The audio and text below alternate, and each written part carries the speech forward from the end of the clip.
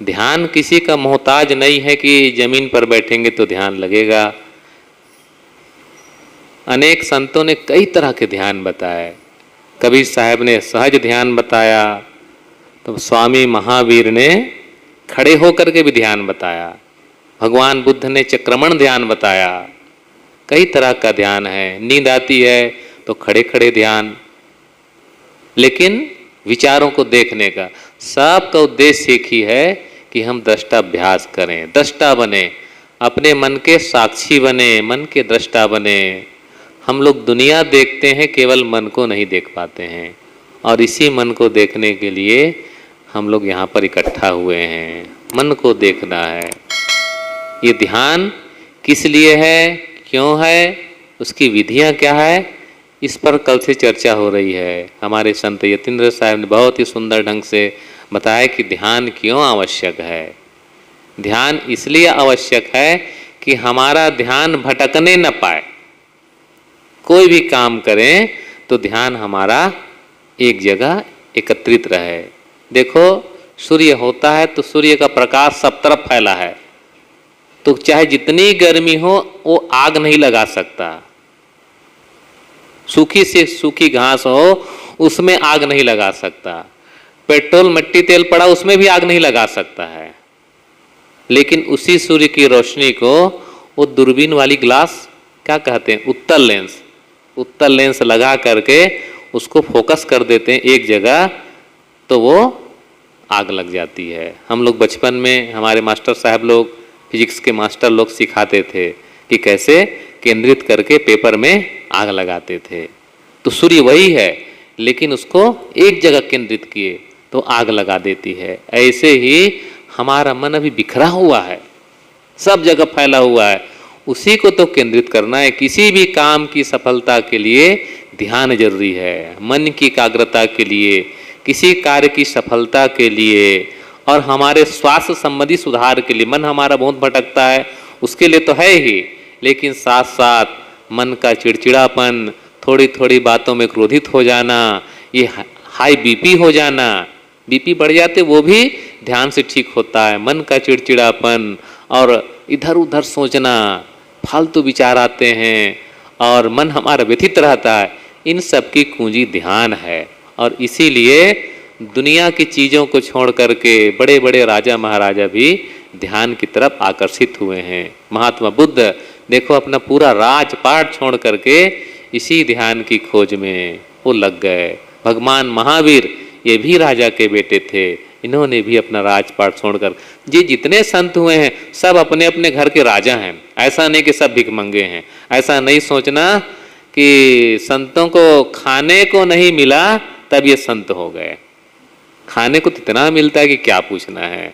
सब चींटी से लेकर के हाथी तक प्रकृति ने सबको खाने का जुगाड़ बनाया है। ये कभी नहीं सोचना कि हम लोग खिलाते हैं तो ये लोग खाते हैं। किसी भी जीव जंतु को ले ले, सब अपने अपने कर्म किस्मत का खाते हैं। मेरा कर्म किस्मत में नहीं है तो घर का रखा हुआ अन्न भी खाने को नहीं मिलेगा। सब अपने अपने भाग्य का खाते हैं, और भाग्य बनाना मनुष्य का काम है। ये कर्मशील प्राणी है। ये भोग भूमिका एक होती है और दूसरी कर्म भूमिका होती है। तो कर्म भूमिका में इंसान है, मनुष्य है, और वो सोच समझ करके कर्म करता है, उसी का पाप और पुण्य बनता बिगड़ता है। और बाकी जो खाने के जीव हैं सब भोग भूमिका में हैं, उनको कहते पाप पुण्य नहीं लगता है, और बेचारे प्रकृति के वश हैं। जो मांसाहारी प्राणी हैं वो मांस खाएंगे ही खाएंगे, उनको घास डाल दो घास नहीं खा सकते हैं। गाय के सामने मांस डाल दो मांस नहीं खाएगी गाय, और सिंह के सामने चाहे जितना भूखा हो वो घास नहीं खाएगा। तो उनकी भोग भूमिका है, लेकिन मनुष्य का एक कर्म भूमिका है। जानता है, समझता है, उसकी प्रकृति वैसी नहीं है तो भी वो करने लगता है काम, क्योंकि उसको लालच पड़ गया है। किसका? जीभ का लालच, इंद्रियों का लालच।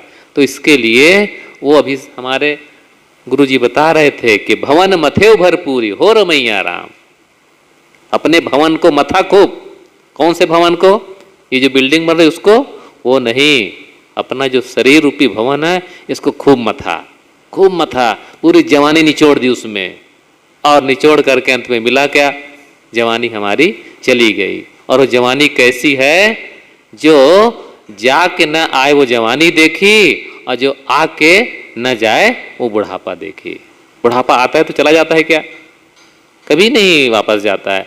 और जो जवानी चली जाती है वो लौट के आती है क्या, वो भी नहीं आती है। तो जाके न जो आए वो जवानी देखी, और आके जो न जाए वो बुढ़ापा देखा। सबके बुढ़ापा आने वाला है। बुढ़ापा के पहले ये ध्यान, चिंतन, साधना, ये बुढ़ापा के लिए ही है, जवानी के लिए नहीं है। ध्यान किसके लिए, चिंतन किसके लिए, स्वाध्याय किसके लिए, ये अपने बुढ़ापा के लिए। बहुत लोगों को देखा जाता है अभी भी कि साहब बुढ़ापा आ गया है, मैं कहीं आ जा नहीं पाता हूँ, मन बहुत परेशान होता है, मैं बैठ नहीं पाता हूँ, तो क्या करूँ, कैसे, बहुत व्यथित रहते हैं। लेकिन जिन्होंने ध्यान किया, साधना किया, कुछ चिंतन किया, अकेले में बैठ करके रहने का अभ्यास किया, उसका मन नहीं घबराता है। जो जीवन भर कुछ नहीं किया उसी का घबराता है कि मैं क्या करूं। जीवन भर अफसर रहा, अफसरों से घिरा रहा, कर्मचारियों का संग साथ रहा, तो गहमा गहमी में समय बीत गया, पता नहीं चलता है। लेकिन कब तक, 60 के बाद तो वो सब छूटने वाला है। बहुत हुआ, चलो 10 साल और ले लो, मैं बोनस में देता हूँ 70 साल आपको, तो 70 साल हो गया। 70 के बाद तो धीरे धीरे आपको अकेला होना पड़ेगा, कोई साथ में नहीं रहेगा। तो अंत में बिस्तर पर पड़े पड़े कब तक बहू बेटे आपके पैर दबाते पड़े रहेंगे। उनको भी तो नौकरी चाकरी में जाना है, उनको धंधा पानी जाना है, अंत में आपको छोड़ करके जाएंगे। उस समय मन कितना परेशान होगा, क्या बताएं, कोई साथ में नहीं है। आजकल सभी बुजुर्गों के यही एक दुख है कि उसके साथ बैठ करके बात करने वाला कोई नहीं है। हम लोग जाते हैं कई अनाथालयों में, तो उनके लिए कुछ फल लेकर के, कुछ मिठाइयाँ लेकर के, बिस्कुट लेके, कपड़ा लेकर के जाते हैं, उनको दे, हम सोचते हैं कि उनको आवश्यकता होगी। वो कहते हैं महाराज इसको रहने दीजिए, हमको कोई ज़रूरत नहीं इसकी, ये हमको मिल जाता है, बस हमारे साथ कोई बात करने वाला नहीं है। आप हमारे साथ बैठ करके थोड़ा बात करिए, मन को सुकून लगेगा, ऐसा चाहते हैं। जो वृद्धाश्रम में नहीं है, घरे में देख लीजिए, उनके साथ बात करने वाला नहीं है, तो बेचारे बहुत परेशान रहते हैं। उनको कहते हम लोग कि साहब यही तो बहुत अच्छा मौका है, आपको अकेले अपन मिला है, मस्त सदग्रंथ पढ़िए, और मोबाइल आपके पास है, मोबाइल में संतों का प्रवचन सुनिए, गीता महाभारत देखिए, और स्वस्थ प्रसन्न रहिए। क्या लेना देना है, खाने को मिल रहा है, चुपचाप पड़े रहिए। क्या करें साहब, कोई रहता नहीं साथ में, और जीवन भर अफसरी में बीता और कर्मचारी के साथ गहमा गहम बीता, अब अकेलापन काटता है। संतों को अकेलापन मिल जाए तो बड़े मस्त रहते हैं, अकेले में मस्त रहते हैं। लेकिन जो सत्संग में नहीं है, ध्यान में नहीं, चिंतन में नहीं है, उनको अकेलापन काटता है। उसी अकेलेपन के लिए ये जवानी का ध्यान और अभ्यास और चिंतन है, और ये जो करेगा उसके बुढ़ापा में काम देगा। धन अभी कमाते हैं तो बैंक में जमा करते जाते हैं, तो कब काम देता है, बाद में काम देता है। सबका पेंशन बनता जाता है नौकरी करते करते 60 साल बाद, तो कहते बस आराम से पेंशन मिल रहा है ना, आराम से मैं खाता पीता हूँ, कोई चीज की कमी नहीं। ये पेंशन इकट्ठा कर रहे हैं जो ध्यान चिंतन में अपने को अकेलेपन का बोध करा रहा है। अंत में अकेला होना ही है, और जीव अकेला ही है। जीव का स्वरूप शांत है, जीव का स्वरूप शीतल है, जीव का स्वरूप आनंद है, तृप्त स्वरूप है। इसलिए वो शांति चाहता है, तृप्ति चाहता है, अकेला होना चाहता है। बहुत आदमी दुखित हो जाता है तो कहते हैं कि सब हट जाओ, मेरे सामने सब हट जाओ, मैं अकेला रहना चाहता हूँ। दुख के समय बिल्कुल अकेला रहना चाहता है। क्यों अकेला रहना चाहता है? क्योंकि जीव का स्वरूप अकेलेपन का है, उसके साथ में कोई माया तत्व नहीं है, अकेला है, असंग है और पूर्ण है, तृप्त काम है, इसलिए अकेला होना चाहता है। सब अपने अपने अंत में स्वरूप में मिलना चाहता है। वायु अपने स्वरूप में, पृथ्वी अपने स्वरूप में, अग्नि अपने स्वरूप में, जो भौतिक तत्व हैं सब अंततः अपने अपने स्वरूप में ही लीन होते हैं, कोई बाहर उसका अस्तित्व मिलने का नहीं है। इसी प्रकार से जीव का भी अपना परम निधान मेरा अपना स्वरूप है। ये ध्यान से हम लोग अपनी तरफ लौटते हैं, अपने आप की तरफ लौटते हैं। कब तक भटकेंगे बाहर? बाहर भटक भटक करके कौन आज तक सुखी हुआ है? इसलिए अंततः अपने में लौटने के लिए ये ध्यान है, चिंतन है, मनन है। और उसकी विधियां अलग अलग संतों ने बताई। सहज ध्यान पहला है, अपने आप को संयमन, सुबह में चर्चा हुई थी, ये संयमन ध्यान है, सभी इंद्रियों का संयमन, मन का संयमन।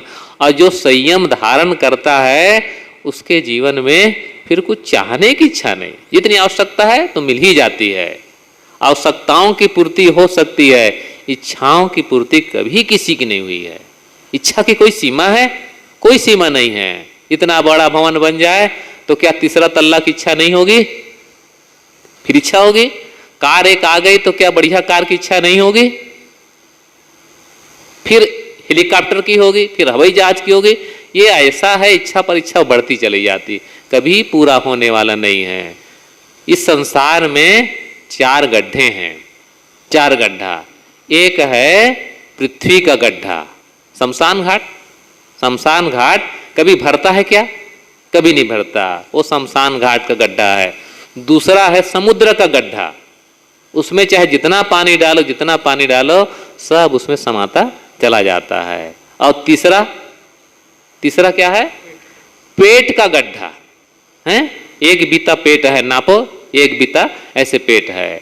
संझा खाओ भिनिया रीता, शाम को खाइए और सुबह खाली हो जाता है। तो कहते हैं माता जी 4 रोटी बनाना, मेरे लिए बड़ी भूख लगी है, और सब्जी बढ़िया बनाना है। अब वो सुबह में खाए और फिर शाम को अच्छा साहब अब खिचड़ी बना लेना बढ़िया। बताइए, एक बीता पेट है और किलो पर किलो खाते चले जाते हैं, कभी नहीं भरता है। ऐसा ही पेट का गड्ढा है।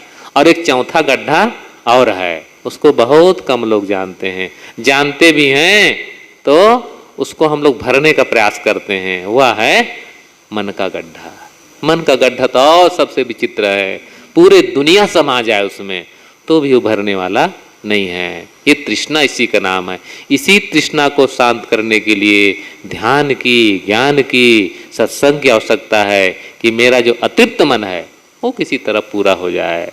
कैसे पूरा हो? विधियां अलग अलग है। कोई कहते हैं सांसों को देखो, एक माध्यम बनाते हैं संतजन। कोई भी विचारक संत होंगे, सत्संगी संत होंगे, ये हमारे मन के लिए ही है। भगवान बुद्ध ने कहा है मनोपुपगम्मा धम्मा सेट्टा मनोमया, ये मन ही ये श्रेष्ठ है और वो आगे आगे चला करता है, पूर्वगामी है। तो मन के लिए भगवान बुद्ध ने साधना बताई। और सदगुरु कबीर साहब तो वो मनोवैज्ञानिक है मन के, और वो मन की बात कहते हैं कि ये मन को संभालो। सब चीज जीतना चाहोगे जीत नहीं सकते हो, एक मन को जीतो, सब साधे सब जाए। एक को साधो तो ये मन की साधना बताते हैं। और उनका ध्यान बड़ा सहज है, उनकी साधना बड़ी सहज है। लोग कहते हैं कबीर के साधना तो जल्दी समझ में नहीं आती है। जो समझना न चाहे उसके लिए कोई नहीं समझा सकता है। जागते को जगाना बड़ा मुश्किल है, सोते को तो जगा सकते हैं। कोई आदमी सो रहा है, उसको नाम लेकर के पुकारो तो वो जग जाएगा। लेकिन जो सोने की नकल कर रहा है उसको चाहे जितना जगा उठने वाला नहीं है, क्योंकि सोया ही नहीं हो तो जगेगा क्या। तो ये कबीर साहब की साधना, उनकी साधना इतनी सरल है कि वहां पर आंख मूंदने की भी नहीं जरूरत है, और ऐसे पलथी मार के बैठने की नहीं जरूरत है, न कुर्सी पर बैठने की जरूरत है। कबीर साहब ने कहा उठत बैठत कबू न छूटे ऐसी तारी लागी, आंख न मूंदो कान न रूंदो काया कस न धारो, खुले नैन हंसियस बेचानो सुंदर रूप निहारो, शब्द निरंतर मनवाराता मलिन वासना त्यागी, उठत बैठत कबू न छूटे ऐसी तारी लागी।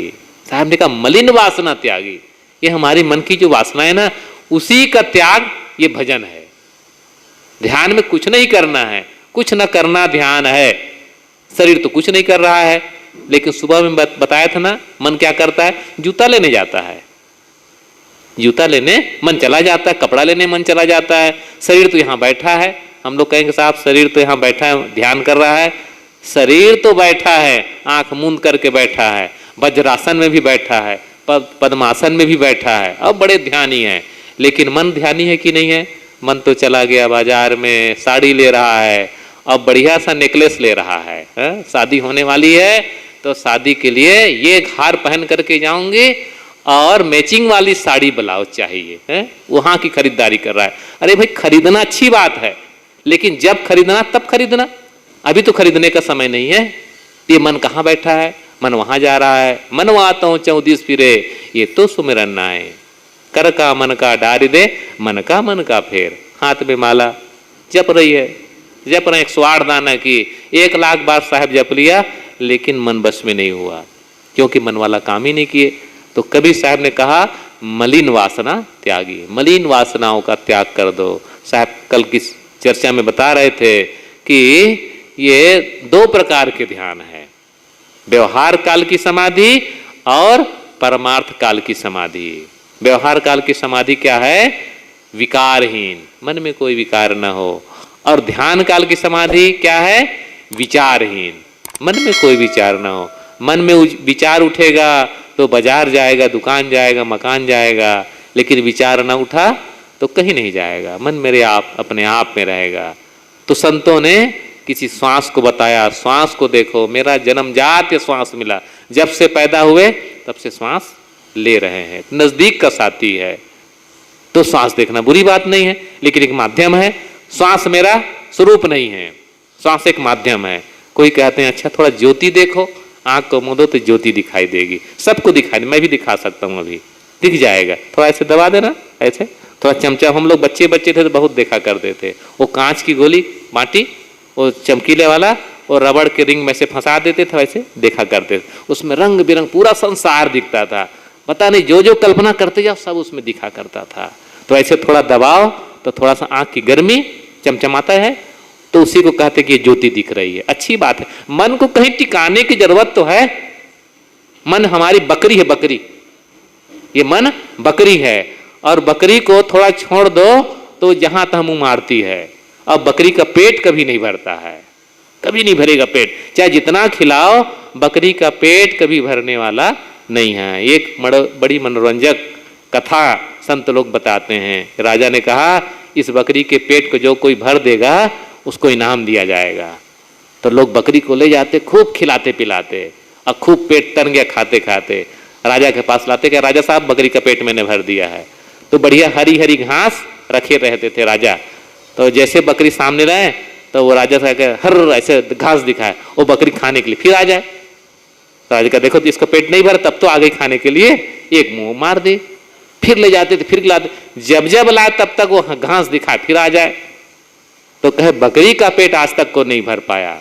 बीरबल ने कहा अच्छा राजा साहब हमको दे दीजिए बकरी, हम बकरी का पेट हम भर के लाते हैं। और राजा दे दिया बीरबल को। तो बीरबल बुद्धिमान, बुद्धि से काम लेता था। हर एक हाथ में ऐसे घास और दूसरे हाथ में छड़ी, तो जैसे कहे हर तो घास से ना एक उसके छड़ी लगा मुंह पर, तो बेचारे वो करते करते पीछे ही आए, फिर थोड़ी देर फिर घास दिखाए, फिर जैसे आए फिर तड़ से लगाए। 10-20 बार ऐसा अभ्यास किया, और जब घास दिखाए तो बकरी दूर भागती थी। मतलब उसको लग गया कि जैसे घास खाने जाऊंगी तो छड़ी पड़ेगी, मार पड़ेगी। तो अब जान लिया, तो बीरबल का राजा साहब बकरी का पेट भर गया। राजा साहब ने घास दिखाया, जैसे घास दिखा दूर भागी वो। बीरबल ने कहा देखो राजा साहब ये भाग रहे, इसका मतलब इसका पेट भर गया है। यही बकरी हम लोग का मन है, बाहर की बकरी नहीं है। ये तो संत लोग बातों को समझाने के लिए, सरल बनाने के लिए ऐसी कथा बताते हैं। ये बकरी हमारा मन है, थोड़ी थोड़ी चीज़ों, थोड़ा प्रलोभन, थोड़ा चटनी आ गई, थोड़ा दही आ गया, थोड़ी मिठाई आ गई, और थोड़े मिर्चा आ गया। साहब वो हरी मिर्ची लाना तो है कुछ पेट भरने वाला है, मिठाई से कि दही से खाली चाटने के लिए हमारी बकरी वाली मन है, कभी नहीं भरता है। इसी को चांटा लगाना है, इसी के लिए ध्यान चिंतन। तो आंख से वो ज्योति देखने का भी थोड़ा हो गया, कोई श्वास देखने का हो गया। अब कोई शब्द सुन रहा है, कानों को बंद करो, देखो अभी बंद करो, अभी सुनाई पड़ने लगेगा। कहते ये अनाहत नाद है, अच्छी बात है, बिना चोट के जो नाद उत्पन्न उसको अनाहत कहते हैं। लेकिन शरीर में तो चोट लग रही है ना, जितने हमारे खून दौड़ रहा है तो ये अंदर तो धक्का तो दे रहा है, श्वास चलते वो चलता है, पंप होता है 72 बार नस नाड़ियों में, उसी का दबाव उसको है, उसी को तो बीपी नापते हैं, बीपी कितना प्रेशर उसका है। तो वो कान बंद करे तो सुनाई पड़ता है। तो अनेक उसके साधन हैं, कोई ज्योति देखे, कोई नाद सुने, कोई श्वास देखे, अच्छी बात है, कुछ भी देखे, लेकिन ये मन रूपी बकरी को एक जगह बांधने के लिए संतों ने भी कहा, पारखी संतों ने भी कहा, ठीक है कोई बात नहीं, कुछ भी करो, लेकिन ये बकरी को एक नियम दो। तुमको कहाँ तक चारा चरना, एक खूंटा गाड़ दो, और खूंटा गाड़ करके थोड़ी रस्सी बांध देते हैं चराने वाले, अब बकरी पूरा ऐसे गोल घूम घूम करके खाती है। ऐसी बकरी हमारा मन, उसको हम लोग खूंटा बांध देते हैं। किसका खूंटा? ये श्वास का खूंटा। तुम केवल श्वासों को देखो, श्वास आई और श्वास गई, आई इसी गिनती लगाओ, बस गिनती लगाने में लगा देते हैं। श्वास अंदर आई तो 1 और श्वास बाहर गई तो 2, अब फिर लिए तो 3, अब फिर छोड़े तो 4। ये जो घेरा, एक डोरी बांध दिए, इसके बाहर नहीं जाना है, तो ये घेरा दिए। फिर अभ्यास करते करते कुछ पूरा हुआ, पूरा तब कहते हैं कि अच्छा अब वो श्वास को भी हटाओ, अब थोड़ी दूर करो, जो 10 मीटर थी तो उसको अब 10 बीता करो। तो वो सोचने का दायरा हमारा ज़्यादा था, अब थोड़ा सोचने का दायरा कम। पहले देश विदेश मन हमारा घूमा करता था, तब मन को समझा दो, हे मन अब तुम देश विदेश घूमे, अब केवल भारत भर घूमो, केवल भारत में तुम्हारा मन जाना चाहिए। तो मन हमारा देश विदेश से लौट करके केवल भारत तक आ गया। फिर कुछ अभ्यास किए, अच्छा मन तुम देश विदेश घूम लिए, अब केवल दुर्ग भिलाई में घूमो। तो दुर्ग भिलाई मतलब उसको समेट रहे हैं, समेटते समेटते उसको फिर अभ्यास तो चाहिए ना, ऐसा बिना अभ्यास के नहीं होगा। तो जब श्वास को देखना सीखेंगे तब तो अपने मन के सूक्ष्म विचारों को देख सकेंगे। श्वास ही नहीं देख पाते हैं। अभी देखो वहाँ अभ्यास हम कराते हैं कि कैसा श्वास को कितना आप लोग देख पाते हैं, हम लोग देख पाते हैं, श्वास भी नहीं देखना जानते हैं। ज्ञानी हैं, जान लिए हैं, लेकिन श्वास देखना भी नहीं जानते हैं। श्वास देखते देखते भूल जाएंगे कि श्वास भी देखना है। अभी देखना थोड़ी देर बाद कि कहाँ श्वास देख पाते हैं कि क्या करते हैं। तो ये विधियां अलग अलग हैं, विधि चाहे जो भी हो, लेकिन बात एक है कि मन हमारे वश में रहे, मन कहीं हमारा दौड़े ना। व्यवहार में सेवा करते समय मन में किसी प्रकार का विकार ना हो, मन में किसी प्रकार का आंदोलन ना हो, मन में किसी के प्रति दुर्भावना ना हो, ऐसा अभ्यास करना चाहिए। तो ये विकारहीन हो जाएगा। और ध्यान में बैठें तो ऐसा अभ्यास करें विचार ही ना उठे। विचार उठते हैं, मन के स्वभाव है विचार उठना, लेकिन इसी स्वभाव को तो बदलना है। वीर वही जो स्वभाव ही जीते, अपने स्वभाव को जीतना है। ये मन का काम है उछलना कूदना, लेकिन ये हमारा काम है कि उस मन को भी अपने बस में रखना। जो मन को जीत लिया वही जानो भव पार है। और ये ध्यान साधना दूसरे के लिए नहीं है कि मैं धन कमा दूं तो बेटा हमारा राज करेगा, बेटा हमारा सुख से रहेगा। ये ध्यान चिंतन सत्संग अपने लिए है, दूसरे के लिए नहीं है, सब अपने लिए है। और दूसरे का काम तो करते करते पूरा जीवन बीत गया। अब काम अपने लिए करना है। अपना काम जो करेगा वो बुढ़ापा के ले जाना, वो अपना रिजर्व बैंक में जमा कर रहा है, और वही अंत में काम देने वाला है। रुपया पैसा धन दौलत मठ महंत और बेटा बेटी अंतिम समय में कोई नहीं काम देगा। अंत में मेरा अपना कमाया ही काम देगा। मैंने जो ध्यान किया, मैंने जो चिंतन किया, बैठे बैठे यही गुनगुनाओगे। जब बुढ़ापा होगा कहीं टल फिर नहीं पाओगे, तब ख्याल आएगा जो संत लोग ध्यान बताते थे वो मैं ध्यान करूंगा। ऐसा चुप बैठ कर करेंगे, क्योंकि उसी समय के लिए काम है। बाकी समय तो मस्ती में जीवन बीत जाता है, और क्या पता चलता है साहब बहुत 4 बेटे हैं, और 4 बेटे क्या घूम घूम करके ये कभी उसके यहाँ कभी उसके यहाँ जाऊंगा, जीवन मेरा ऐसे बीत जाएगा, ऐसा कहते हैं। लेकिन जब बीमार पड़ोगे तो बिस्तर में तो पड़े रहोगे, तो कौन बेटा साथ में रहेगा? वो अपने ऑफिस जाएगा, 4 घंटा रह जाएगा मान लो, उसके बाद तो अकेला होना ही है। अंत में अकेला होना। अच्छा शौचालय में गए बताइए, तो शौचालय में किसको साथ लेकर के जाएंगे? अकेले ही तो जाना पड़ेगा, वहां तो अकेला ही है। सोएंगे तो बिस्तर में तो किसको साथ लेकर सोएंगे? पत्नी मान लो सोई है, बच्चा सोया है, तो नींद पड़ेगी तो अकेले ही रहेंगे, वो दूसरे खाट पर। अंत में कोई किसी का साथ नहीं है, चाहे जितना हम अपना अपना कह ले, लेकिन कोई किसी का साथ नहीं रहता। इसी अकेलेपन के बोध के लिए ध्यान साधना और सत्संग है। अब थोड़ा ध्यान करें, देखते हैं कि कैसे श्वास पर हम लोग का ध्यान जाता है कि नहीं। अनुभव करना आप लोग, खाली कहने की बात नहीं, कहा सुनी की है नहीं, देखा देखी बात। और दुल्हा दुल्हन मिल गए फीकी परी बारात। ये बारात को फीकी थोड़ा पढ़ने दो, थोड़ा बैठो अच्छे से, बैठे थोड़ा सा, नीचे बैठने वाले थोड़ा सा स्थिरता से बैठें। ध्यान किस पोजीशन में बैठना चाहिए? हमारे साहब ने बताया था कि जिसको सहज देर तक बैठा जा सके। कोई नियम नहीं है कि भाई ऐसे ही बैठना चाहिए, लेकिन कुछ नियम देने से लगता है हाँ मैंने कुछ नियम किया, मैंने कुछ पालन किया, ऐसा होता है। तो सहज रूप से, जिसको सहज आसन कहते हैं, ऐसे बैठ करके उंगली पर ऐसे भी कर सकते हैं। कोई ऐसे, भगवान बुद्ध ने ऐसे रखा, हाथ गोद में नीचे ऐसा रखा, जिसमें सहजता हो, जिसमें कंधे का दर्द ना हो, पैर का दर्द ना हो, सहजता से कर सके। कुर्सी पर बैठने वाले थोड़ा सा अलग हो जाएं, एक दूसरे को छूने ना पाए, उसका थोड़ा ख्याल रखना। और आंखें बंद, सब लोग सब आंखें बंद करें, लेकिन आंखें बंद कैसे? सहज रूप से, जैसे ढक्कन रख दिया गया है, दबाव नहीं, कोई चीज में दबाव नहीं, ना हाथ में दबाव, ना पैर में दबाव, ना आंखों में दबाव, सहज बिल्कुल। 2-3 बार लंबी गहरी श्वास ले लें। श्वास लें तो पेट में हवा भर जाए, हवा जानो भर गई तो धीरे से उसको छोड़ें।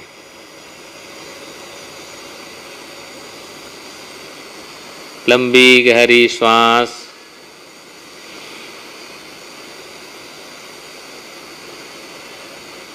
श्वासों को छोड़ दे धीरे से, जितने देर में ले उससे डबल में छोड़े। थोड़ा ऐसा भी करके देखें।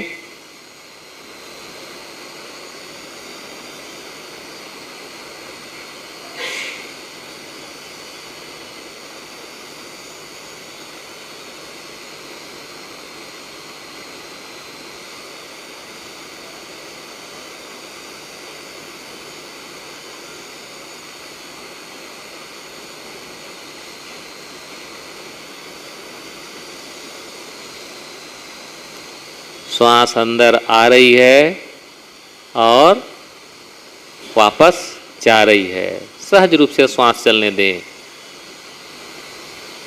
और श्वासों की गिनती थोड़ा रखना, ये दृष्टा अभ्यास में बता रहा हूँ। श्वासों का दृष्टा बन जाइए। श्वास अंदर आई तो गिनती 1, श्वास बाहर गई तो गिनती 2, फिर श्वास अंदर आई तो गिनती 3 और छोड़े तो 4। ऐसे आप लोग 100 की गिनती लगाइए। आंख मूंद करके सहज रूप से श्वास चलने दीजिए। 4 सेकंड में आती है कि 10 सेकंड में आती है, इसकी कोई बात नहीं है। जब श्वास लें तो 1, गई तो 2, ऐसे क्रम से करते जाएं। 100 तक गिनती लगा करके देखें। अगर मन बीच में भूल जाए, जिसका नहीं भूलेगा समझ लीजिए कि ध्यान के थोड़ा नज़दीक है, तो घबराना नहीं, ये भूल जाएगा, मन भटकाएगा। भूल जाए तो गिनती 1 से फिर से चालू कर लेना, 100 तक ले जाना, और 100 जिसका पूरा हो जाए तो उल्टा गिनती चालू करना, 100 से 99, 98 ऐसे करके। इसी का अभ्यास करें। मैं बाद में पूछूंगा किनका किनका भूला।